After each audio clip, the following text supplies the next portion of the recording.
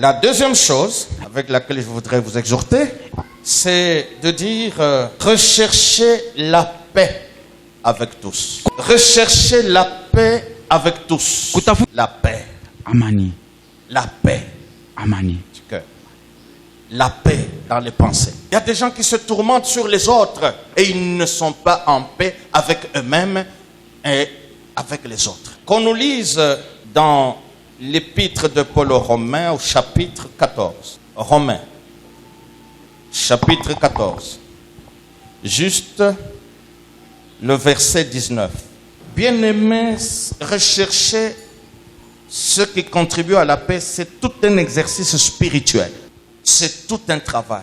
Au lieu de rechercher ce qui vous divise dans votre famille, au lieu de rechercher ce qui vous divise avec vos amis, au lieu de rechercher ce qui vous divise dans votre église. Il dit ça parce qu'il y a des gens qui recherchent cela comme s'ils avaient reçu une mission du diable pour venir diviser les frères et sœurs à l'église, pour diviser les frères et sœurs dans leur famille.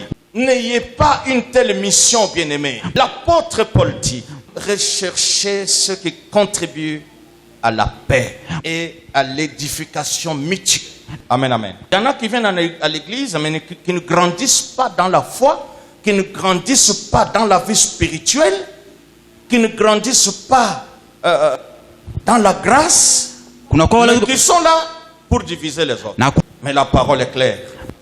La parole nous dit, recherchons, c'est nous tous, recherchons ce qui contribue à la paix et à l'édification mutuelle, qui doivent créer les conditions pour une vraie paix sociale, si ce ne sont que les enfants de Dieu.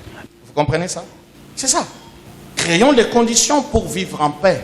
Et celui qui veut vivre en paix avec les autres doit rechercher ce qui contribue à la paix.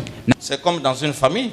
Les enfants commettent toujours des petites bêtises. Mais si maman se mettait à accuser toujours les enfants chez leur père pour qu'ils les frappent sérieusement, il n'y aurait plus la paix.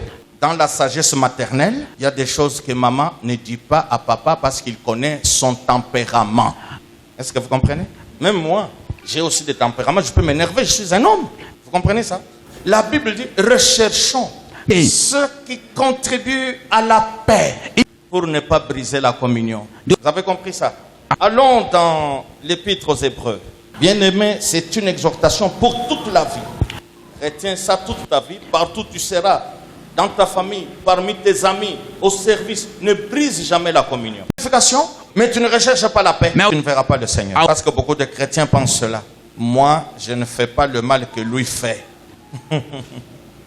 Je ne fais pas le mal que lui fait. Je me sanctifie plus que lui. Laisse-moi te dire que dans ce domaine-là, il n'y a que le Seigneur seul qui juge. Il connaît si toi, tu es saint ou pas.